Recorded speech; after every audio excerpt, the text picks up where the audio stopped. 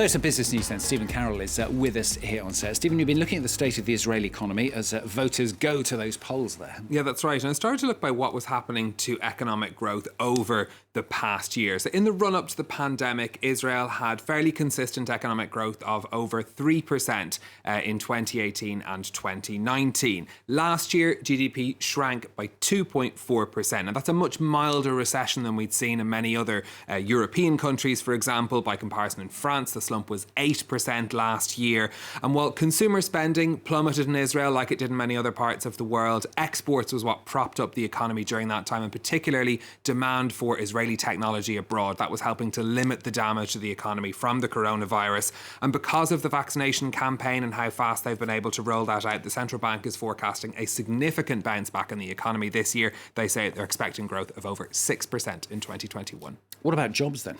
Well, before this crisis struck, unemployment in Israel was at 3.4%, so very low, but it did skyrocket last year. And when you look at those who were on furlough as well as those who are out of work, the unemployment rate hit over 30% at its peak last year. The most recent figures are from February of this year, and they show the unemployment rate at just under 17%. Again, that includes those people who are on furlough as well. But it's going to be one of the biggest challenges for whoever wins this election, is how to get all those people back to work. While many of them will be able to return to their jobs when this crisis is over, thousands of businesses have gone under over the past year. And the central bank is saying that they don't expect the unemployment rate to return to those low levels until at least the end of next year. They're saying it will be around 5% by the end of 2022. The fear is that lower skilled workers are going to lose out here, and that's going to add to the inequality that's already pretty serious in Israel. Food banks say they've seen a sharp increase in demand for their services over the past year, and the non-profit Latet estimates the poverty rate in Israel rose to almost 30% last year, up by 50% from the previous year. A long way to go then. Let's go to the US for this next story. The White House there is putting together another major economic package. This time it's $3 trillion is the price tag on their proposal, and it comes on the back of that $1.9 trillion economic stimulus package that was just passed. This new plan would see major investment in infrastructure, but will also aim to cut carbon emissions and reduce economic inequality in line with President Joe Biden's campaign promises. The package is to be presented to congressional leaders this week, but is likely to face many challenges before it gets to Congress.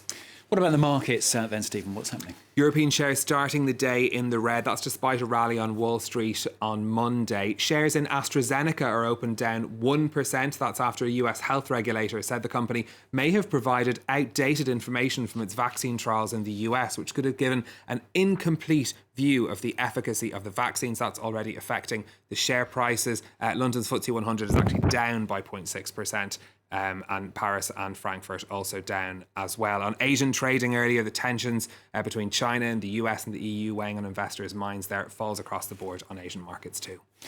Now, here in France, the government here is asking local officials to really step up efforts to have more people working from home. The official government guidance here is that people should be working remotely if you can for at least 4 days a week. But the powers to enforce that are limited.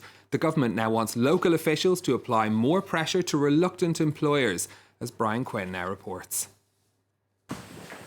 At this Paris office, just a handful out of its dozens of employees are working on site. The rest are working from home. Those who want to come in have to make a reservation. Les salariés qui sont ici peuvent jour par jour réserver des créneaux. Ça nous permet d'avoir une jauge maximum de 6 personnes par jour, au-delà de laquelle les gens ne peuvent tout simplement plus s'inscrire.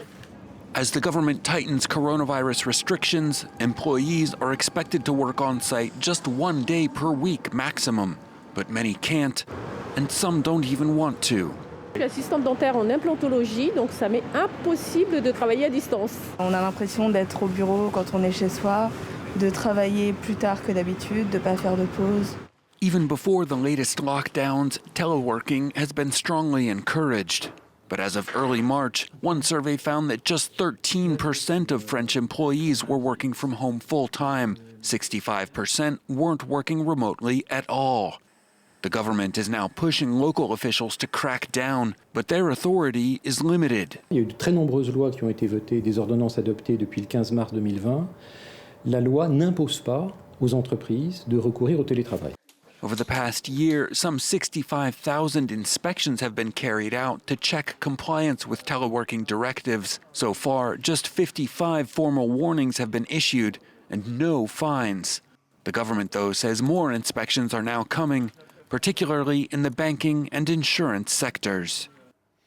And finally from Stephen, how much is a tweet worth? Depends on the tweet, I suspect. Well, exactly. But the first ever tweet has been sold for just under $3 million. It's from Twitter's founder, Jack Dorsey. And it was sold as a non-fungible token, or NFT. It's a digital certificate which proves ownership of a photo, video, or a piece of online media. That's the tweet. Just setting up my Twitter. Groundbreaking.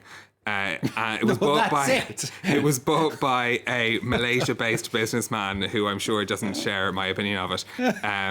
Other opinions are available. He bought it using the cryptocurrency Ether.